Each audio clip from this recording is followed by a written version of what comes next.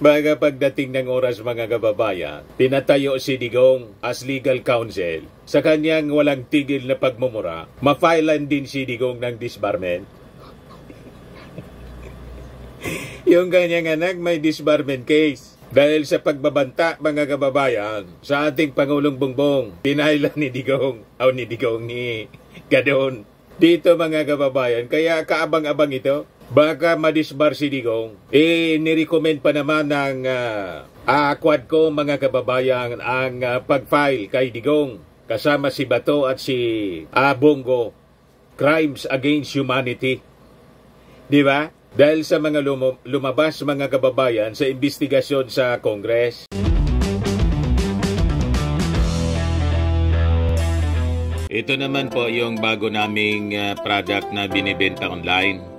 iGlow Serum, whitening po siya. Tingnan ninyo yung epekto sa aking anak na architect before and now. Yung mga inquiries po ninyo, dumiretso na lang kayo sa kanyang Facebook account, Riz Maravillas.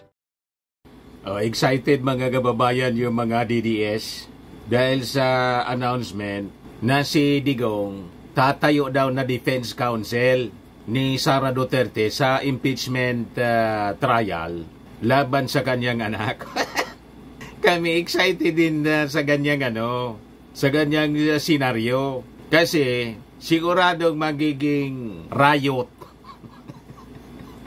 Riot, comedy, horror ang magiging impeachment trial pag si Digong ang tatayo mga kababayan na isa sa mga abogado ni Sara. Yan ang balita ngayon, ready to help defend Sara and impeach other cases. Tuwang-tuwa yung mga DDS mga kababayan, Sabi rito, BP Sara, si Tatay Digong, abogado ko sa impeachment. Di wow. But before ko mga kababayan, ibigay sa inyo ang napakagandang balita ito. Exciting na mga developments ng balita. Click subscribe muna dito sa ating YouTube channel. And hit the notification bell para lagi po kayong updated sa mga kaganapan dito sa ating bansa. Like and share na rin po ninyo ng ating video. At huwag na rin po ninyo na skip yung ating mga commercial ads para tuloy-tuloy lang ang riot. Tuloy-tuloy lang ang pagunlad ng bagong Pilipinas. Itong ating programa mga kababayan, atid sa inyo nitong ating mga sponsors. Firmax Firming and Lifting Cream. Pinapay po sa mga pulses in affected area. Mainam po ito sa mga pains at paninigas ng mga kaso-kasuan. Ito sa mukha naman yung application, anti-aging, Automax po siya. Ito iGlow Zero mga kababayan. Whitening po siya. Made in South Korea. Ito naman po, Ningxia Red Mix Fruit Drink. Gawa po siya sa goji berry. May anti-cancer properties po siya. At sa mga nagana po ng malinis and spacious fitness gym, pumunta lang po kayo sa aming Colossal Fitness Gym. May Grab car rental din po kami. At bills payment po sa aming office. At saka sa mga mahilig po sa mga imported bags, manood po kayo sa live selling ni Madam Aileen Rosales sa kanyang Aileen Closet po. Pati mga shoes, ito yung kanya po. Ito yung kanyang page. Kita ninyo, napakagandang mga online selling po siya. Si Madam Aileen Rosales. Cellphone number niya po, 773-798-7816. Balik tayo mga kababayan sa ating kwento. Ibigay ko muna sa inyo yung balita dito sa Manila Standard. Pati sa ibang mga kaso daw. Hindi lang sa impeachment trial. Si Digong ang tatayo. Tutulong siya to defend Sara. Malamang mga kababayan, imbis na ma-absuelto, lalo na makonvict. Bangga yung mga senador, mga kababayan, na imbes i-absuelto si Sara kasi kaalyado, ma-offend. Kasi sigurado po, tulad ng hearing sa Senado, hindi mapigil ni Digong yung mga pagmumura at pang-iinsulto. At doon sa Congress, mga kababayan, munti ka ng hambalosin ng microphone ni Digong si Trillanes. Riot ang labas nito, mga kababayan. Hindi lang riot, horror. Comedy horror ang labas ng impeachment trial. At yung kaso ni Digong at ni Sara, baka madagdagan pa. Diba?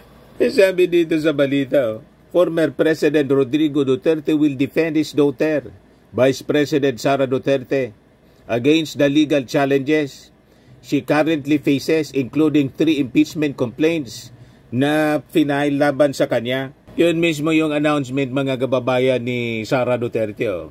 He said he will be collaborating. He will be a collaborating counsel for all cases. Isa niya siya sa mga abogado sa lahat ng mga kaso.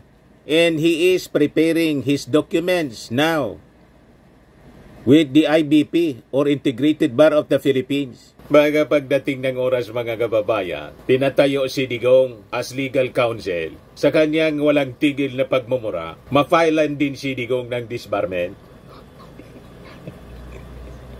Yung kanyang anak may disbarment case. Dahil sa pagbabanta, mga kababayan, sa ating Pangulong Bongbong, pinailan ni Digong, ni Gadon. Dito, mga kababayan, kaya kaabang-abang ito. Baka madisbar si Digong.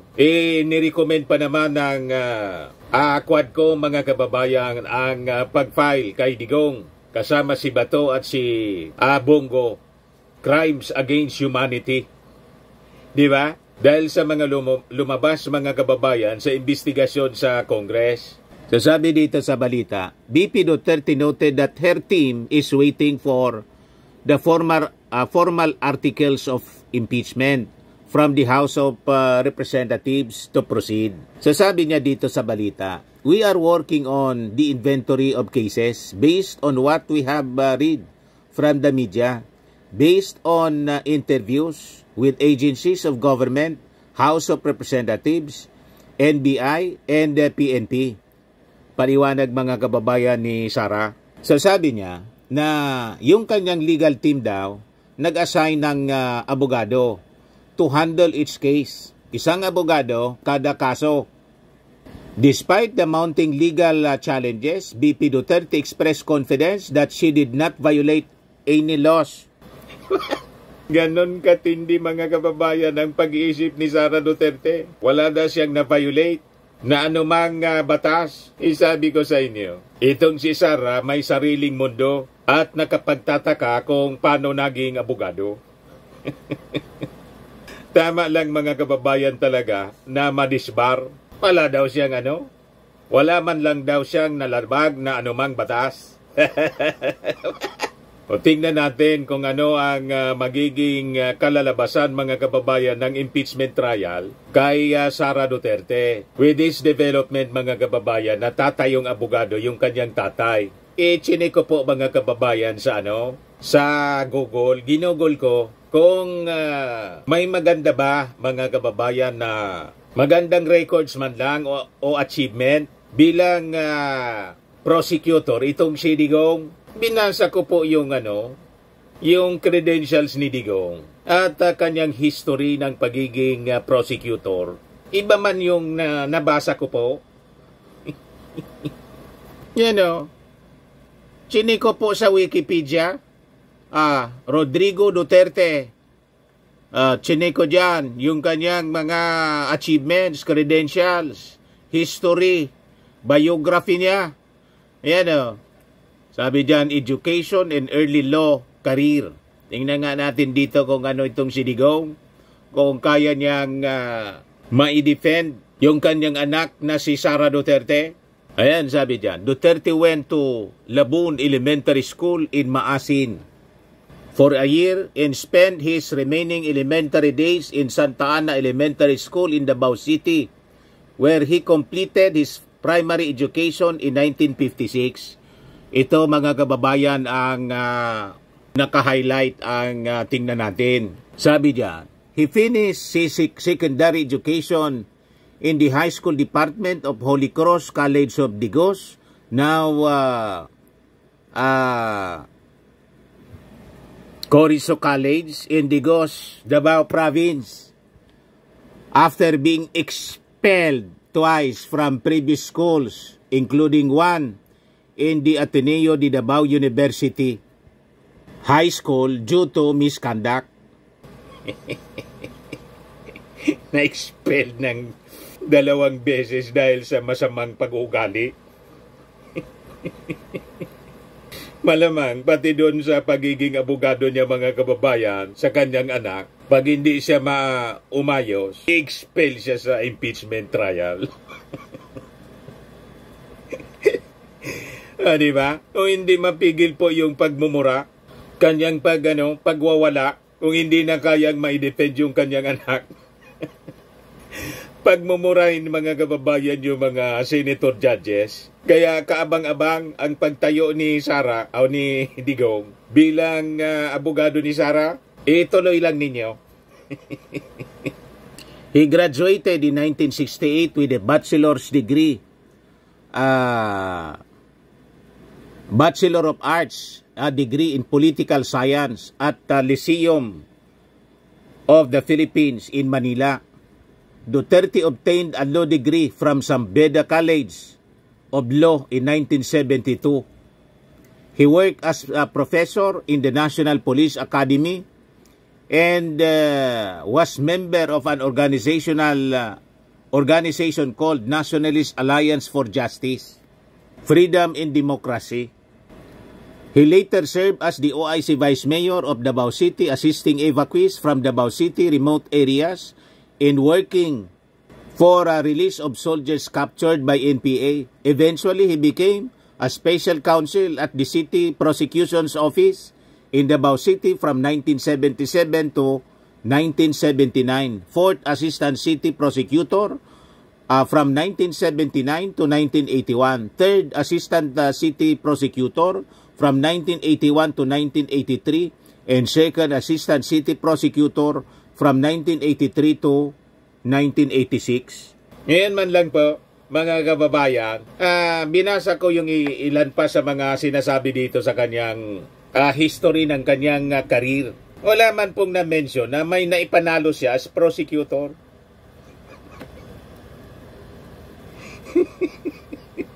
Banggaan niya, Mr. Maravillas, talo palagi yun. Yung kaso na ina-assign sa kanya bilang prosecutor, talo.